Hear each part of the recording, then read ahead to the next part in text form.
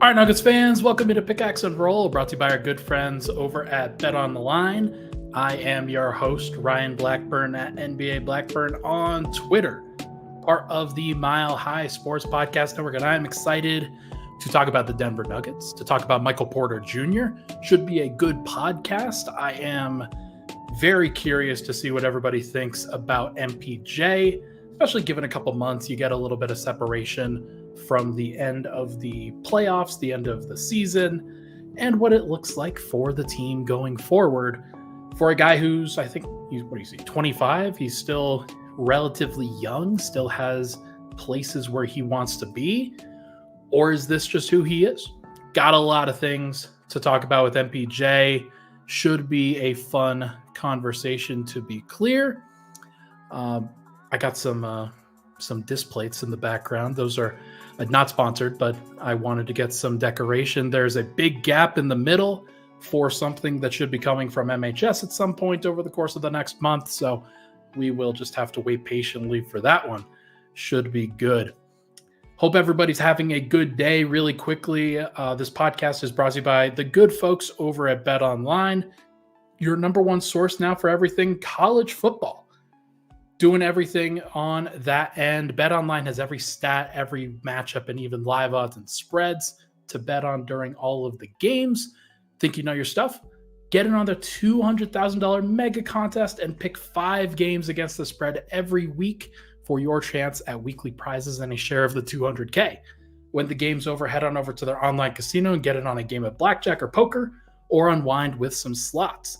Head on over to their website today to get in on the action. Bet Online, the game starts here. All right. Thank you so much for tuning into the show. Really appreciate all the love and support, everybody. Really nice to see everyone. I see Cedric is in here. JC got in here. Dragutin Markovic got in here. He notes that Cedric was here first. Gotta love it. Really appreciate everybody for stopping by. All right. Oh, hey. And Cedric drops the first super chat of the night. Cedric says, if Murray's bad, will MPJ or AG be the second best Nugget? I kind of have a difficult time believing that Mike or Aaron would be better than Jamal. Like, people think that Jamal he did have a really bad playoffs. There's no doubt about it. But the pecking order is still the pecking order, unless there's some growth that happens for somebody like Mike, somebody like AG. Because if Murray's bad, it's still going to be on him to kind of get back to that level if everybody else is where they are. But if everybody else is improving, then maybe it's not as important. Maybe it's not as impactful. So I'm very curious to see what happens with that. Thank you for the super chat, Cedric. Okay. We're going to talk about Mike. I've got a graphic prepped. I've got a thing ready to go. I've got some numbers that I'm going to throw out there for everybody. Should be a lot of fun. But first, we got to ask the central question. What is the central question? How much more does Michael Porter Jr. have to give? What can he give? What is he at? What is he at this point of his career? Still relatively young, as I mentioned. Let me just get the actual age down. He did just turn 26 back on June 29th, got a 1998 birthday. And so 26 is about that time where you start to get into your prime, right? It's about that time where you start to get into who you are as a player. This past time was where the growth was supposed to happen for the most part. And now you're expecting Mike to kind of plateau as a player. And so my question at this stage, is this who he is? Is this the player that the Nuggets can expect for the remainder of his prime? Or is there something more? Or is there something less? I think it's an important question. A couple notes. You won a championship with Michael Porter as the third option on the offensive end, and he proved to be crucial in the playoff run. Was a guy who didn't necessarily shoot well in the playoffs, and not in the playoffs, in the finals against the Miami Heat, but was still somebody who played all the way to the end and was crucial in that final game. helped get Denver through that run, helped get Denver through the first round of the playoffs this last year when Jamal Murray was not playing well. Given that the Nuggets have lost Bruce Brown and KCP in consecutive years on the wings, Michael Porter Jr. has a lot of burden. He has a lot of responsibility here. Somebody who the Nuggets would need, especially given the money that they have paid him, would need to step up and be the best version of himself possible. I want to note this because I shared this a couple days ago. 17 players have attempted 300 playoff three-pointers in the last 5 seasons. That was Michael Porter Jr.'s rookie season when I went back to 2019-20. Since that moment, Jamal Murray is second in the entire NBA in 40.1% three-point percentage. MPJ is sixth, like still really, really good. And given all of the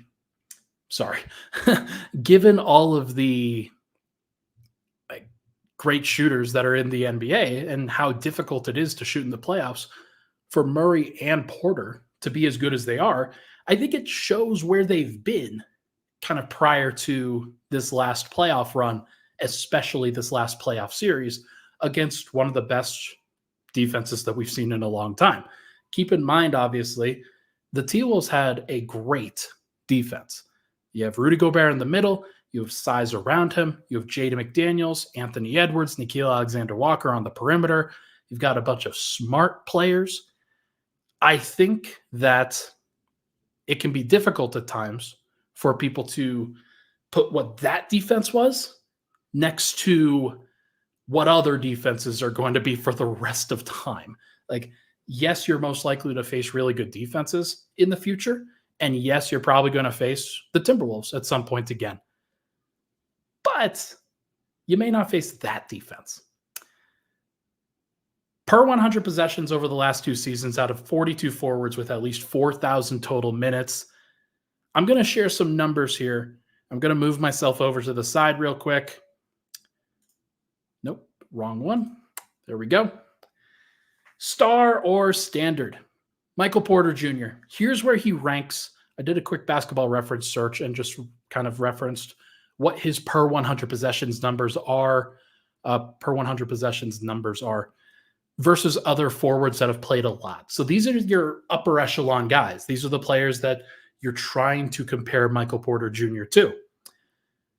Points, he's average. He doesn't have a really high usage. He is a player who, when the ball comes to him, based off of his EFG percentage, based off of his three-point percentage, the points and the opportunities that he does get, he makes the best of them for the most part. Where he kind of separates himself in some good ways is with the rebounding and his lack of turnovers against some of these guys. Like, these are your LeBrons, your Giannis's, your Tatums, your Durant's, Kawhi's. Like, that's the top of your list. Siakam, Jaylen Brown, players like that. But this also, like, it shows the gap, I think, that you might have with Michael Porter versus some of those players.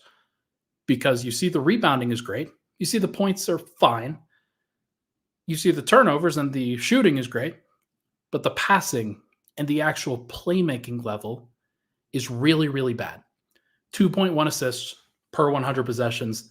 That is second to last among all forwards in the NBA that have played like a large role over the course of the past 2 years. And I think it's important to make that comparison because when you're talking about Mike, you're talking about somebody who is a max contract player. Talk about somebody who has a lot of burden, a lot of responsibility. Some other numbers that I didn't include on that list: 0.9 steals per 100 possessions ranks 39th out of 42. 0.9 blocks ranks 15th.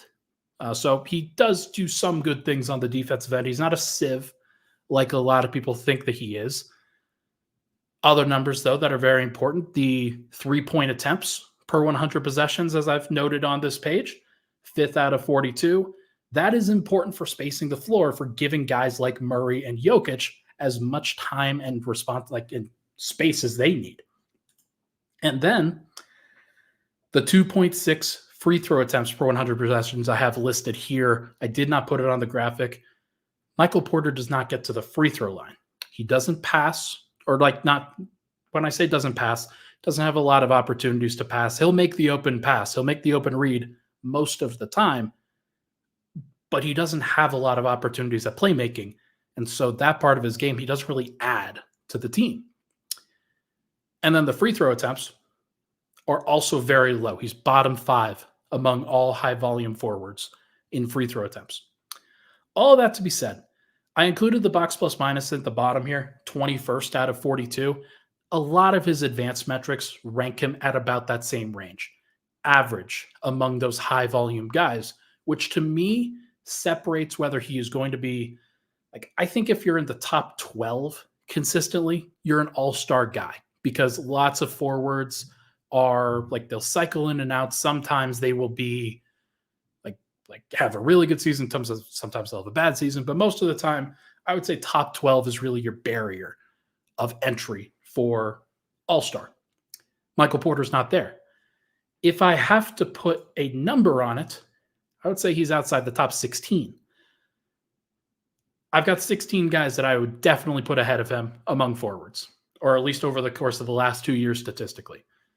Giannis, LeBron, Durant, Kawhi, Butler, Jaylen Brown, Lauri Markkanen, Pascal Siakam, Paul George, DeMar DeRozan, Evan Mobley, Aaron Gordon, Julius Randle, Paolo Banchero, and Mikal Bridges. Given that,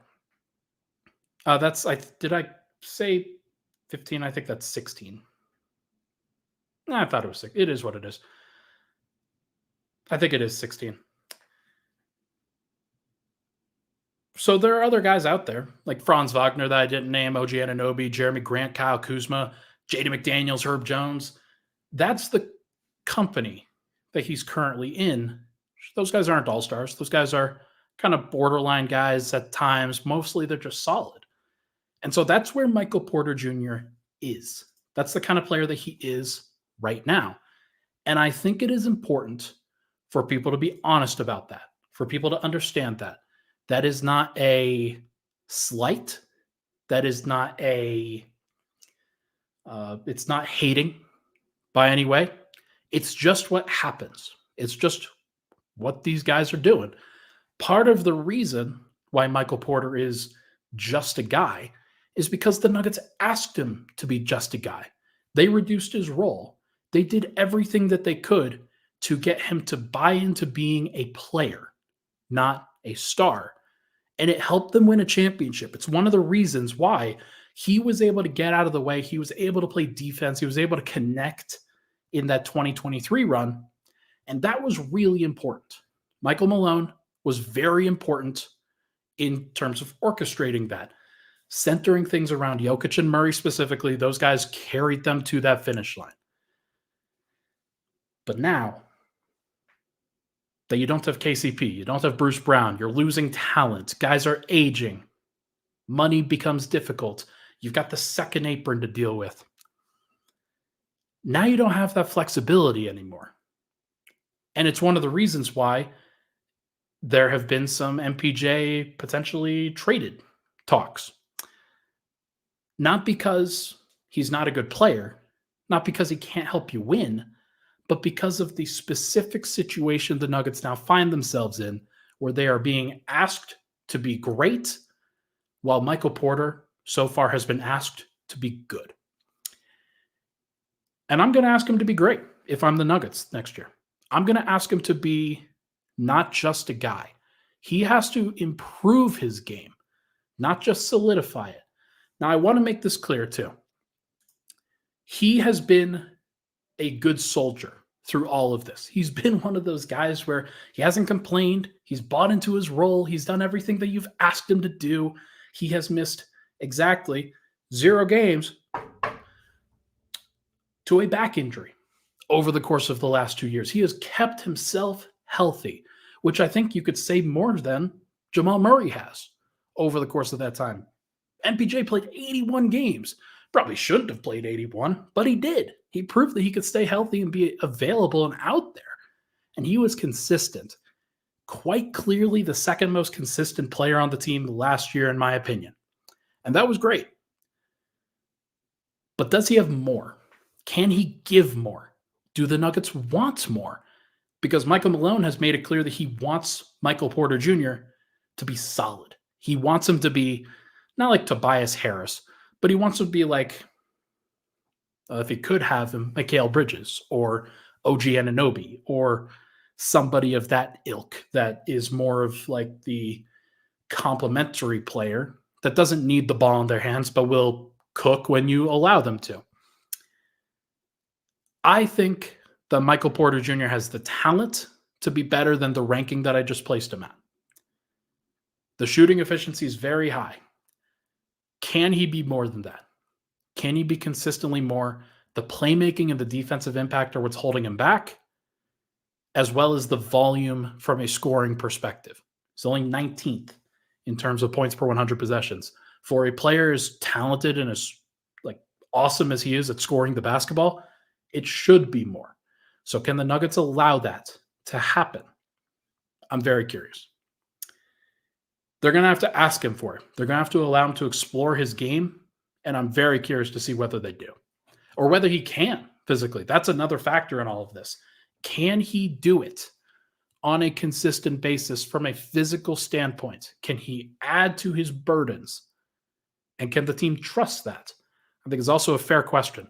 It is the hand that the Nuggets have been dealt, and it is something that I'm thinking about for sure. Okay, let's take a break. When we come back, we are going to chat more about Michael Porter Jr., including the last couple playoff series and what I think he needs to do to help improve his game. You know, Ryan Blackburn over here giving Michael Porter Jr. advice. We'll be right back on Pickaxe and Roll.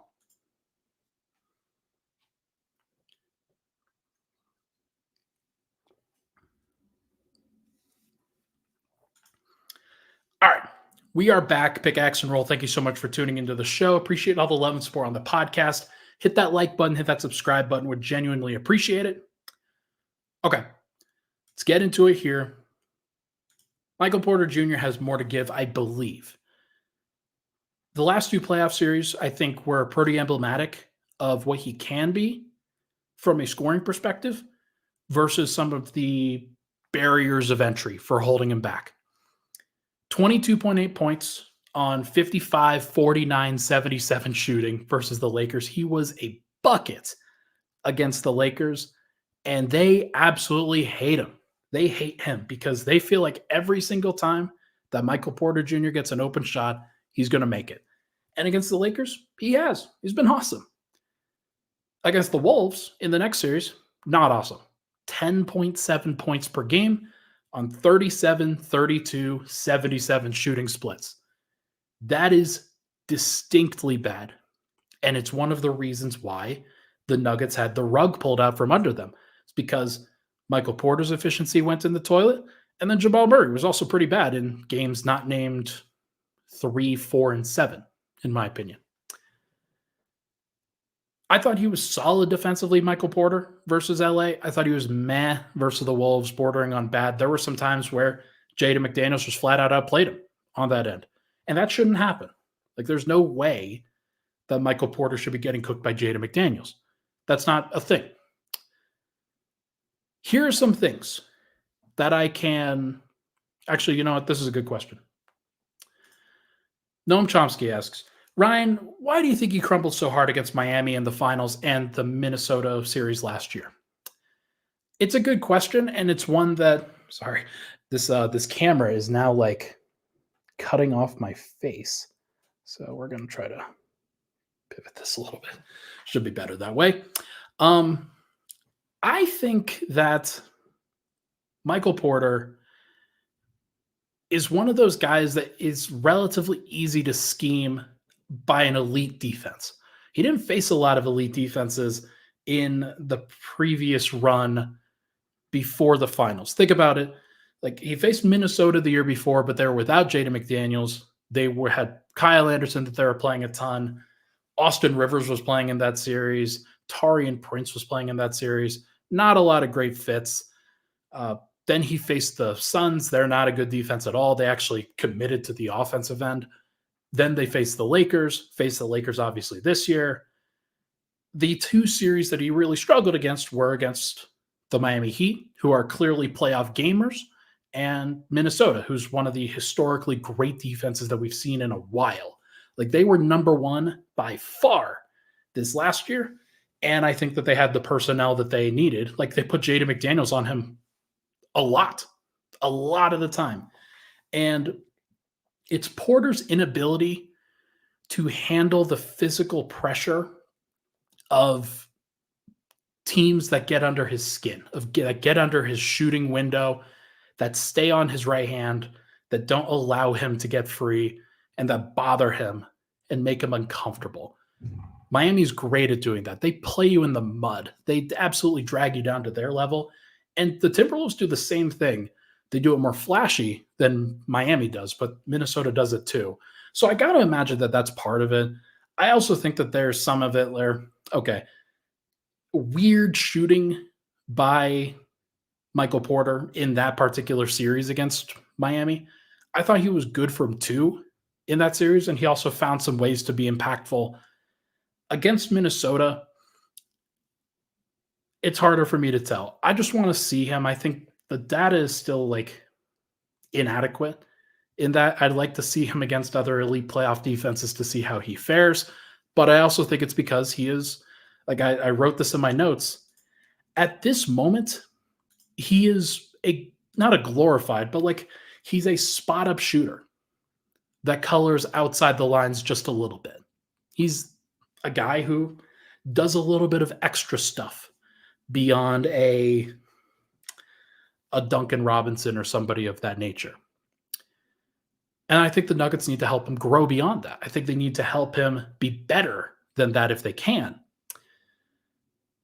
The last 2 years in the regular season, just pivoting away from this, Michael Porter played 3,500 minutes with Nikola Jokic.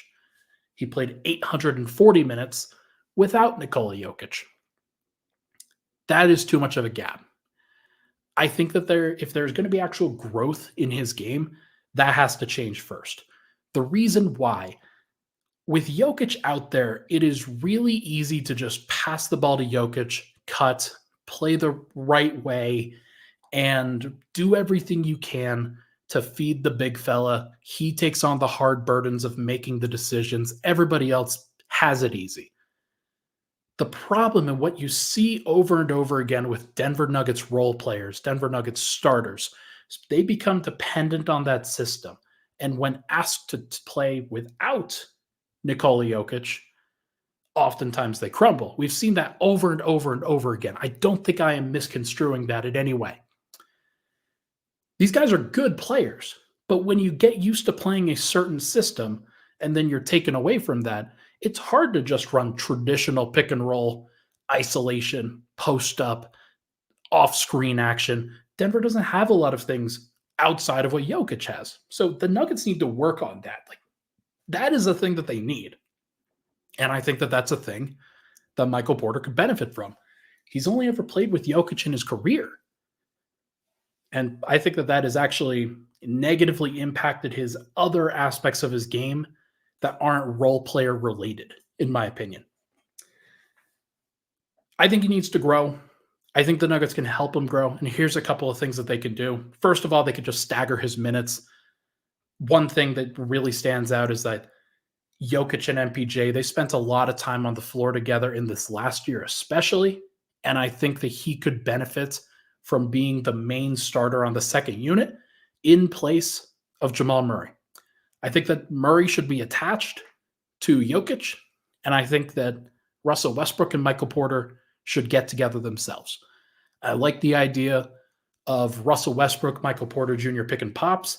I love the idea of Russ setting a screen, or like getting into a pick and roll with Dario Saric, kicking the ball out to Michael Porter, and then he drives or runs a second side pick and roll with Peyton Watson or somebody of that ilk. I think that there are ways that Denver could set up their offense with the second unit that feature Michael Porter a little bit more and allow him to grow. Jamal Murray doesn't need to grow. He's good at what he does. He just needs to be more consistent in how he applies it. Michael Porter needs to grow.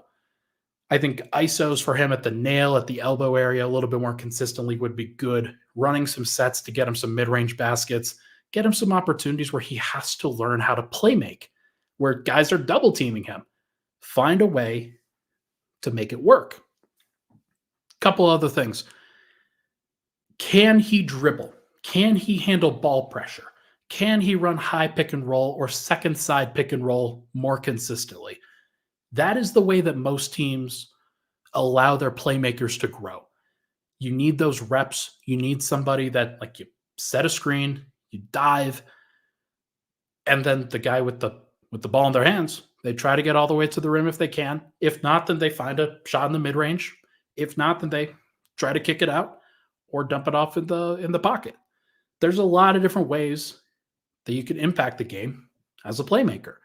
Michael Porter isn't, like, that's not a part of his game, and the Nuggets have actively tried to go away from that. Can he run the floor, and can he see the floor and react as a playmaker in real time? This could just be a processing thing that Mike hasn't learned, hasn't figured out, and he may never figure it out. He may always be a guy that is a low assist player because he doesn't see the floor. And that could be fine. Like, Denver can win without that. But can they win a championship without Mike being more involved? I don't know. I honestly don't. Can Michael Porter get to the rim? Can he accept the contact and draw fouls? Here's a fun stat. 22% of his shot attempts are at the rim when Jokic is on the floor in those 3,500 minutes. Shot 70% at the rim. Really good. Only 14% of MPJ's shot attempts are at the rim when Jokic is off the floor. 14%. That means 86% are either threes or mid-ranges, or maybe they're floaters, not necessarily getting all the way to the rim. The thing is that Mike shoots 85%. 85% at the rim when Jokic isn't out there. When Jokic isn't, like, kind of dragging another guy into the paint. Or maybe it's also Aaron Gordon. I should have looked that up too, but 85% is insane. His finishing is good. It's really good. But one thing that you notice is that he kind of shies away from contact sometimes, and he doesn't draw fouls. He really does try to just get the ball up on the rim, do a great job with that, and I commend him for that, but he has a really low free throw attempt rate, and that could really benefit him. It benefits everybody. Hey, you want to raise your point per game by 5? Get to the free throw line 5 times. Especially for a guy like Mike who shoots 81, 82% most of the time. And the last thing, really, can he stay locked in and be impactful defensively while he is growing on the offensive end?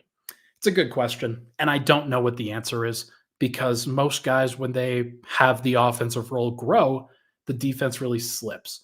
I think that Mike, now at this stage of his career, he's never going to be a great defender, but just asking him to be a solid, like, keep your head on the swivel kind of defender, not necessarily doing anything crazy, but he's kind of your backline guy. He's going to see things on the weak side. He's not going to be super involved. When he gets involved, he defends and he does a solid job.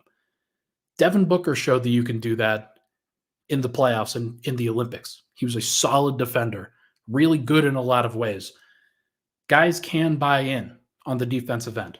And this isn't a Carmelo Anthony situation. I think that Mike can actually do it, especially when his role, like, it's not going to be crazy large, but it's going to be hopefully slightly bigger. What are the ramifications if Mike is just this guy?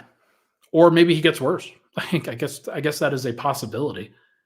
Could it happen that Mike is actually that he falls off a little bit, that he doesn't necessarily stay at this level, or maybe there's another injury? Nobody wants that to happen. That would suck. But, like, he's also a guy that's had 3 back surgeries and just played 81 games. Is asking him to do more a sign of disaster? Is that a thing that the Nuggets just can't do? So that they just allow him to play the exact same way, and then there's no real growth there. It is a really tough balance, because I honestly do not believe that the Nuggets win another championship unless he improves or unless they change things up. And potentially that means trading him or trading somebody else that upgrades a different part of their roster so that he can stay the same. It is a really tough place for Denver to be. Asking Mike to do more after he just played 81 games, after he just was really good in the first round, really bad in the second round. If he can be consistent and he can provide a little bit more playmaking, I honestly think he's not going to be an all-star, I don't think, but he's going to challenge for it if the Nuggets are good. He could absolutely average over 20 points a game. There's no reason why he couldn't. He will have the opportunities, especially if he staggers, and the Nuggets are going to want to feed him because he shoots the ball straight. He's really good. So give him the opportunities to grow, give him the opportunities to learn, and let's see where that talent takes you. He has been a great soldier throughout all of this. Michael Malone, I think there's been some good things that he's done. There's been some bad things that he's done. In order to get Denver a championship, he had to get Michael Porter to buy into his role, and that was really important. Now he's got to coax more out of him. Now it's a different environment for the Nuggets to have to operate in. They need more talent. And so they're going to have to coax it out of Mike. I think that is a reasonable thing for them to do. And Mike, one of the best high school players ever, one of the most dominant scorers and shooters you've seen at that level. Can you see it a little bit more at this level? Absolutely. He's already shown the makings of it. It's whether he can stay healthy and do it at the same time. And if the Nuggets want to do that, that is really the question. Folks, I think that is going to do it for this episode of Pickaxe and Roll. Really appreciate the love. Really appreciate the support here. Thank you so much for tuning into the show. I am expecting Mike to be, we'll call it 18 points, 7 rebounds, 2 assists. That would be my guess for what he does this upcoming season. Is that enough for an all-star appearance? Probably not. But is it enough to say, hey, that guy's really freaking good and he deserves more credit than he gets? Absolutely. Thank you so much for tuning into the show. Appreciate all the love and support, everybody. Hit that like button on the way out. I'll talk to you guys probably on Friday. That'll be the next pod. See ya.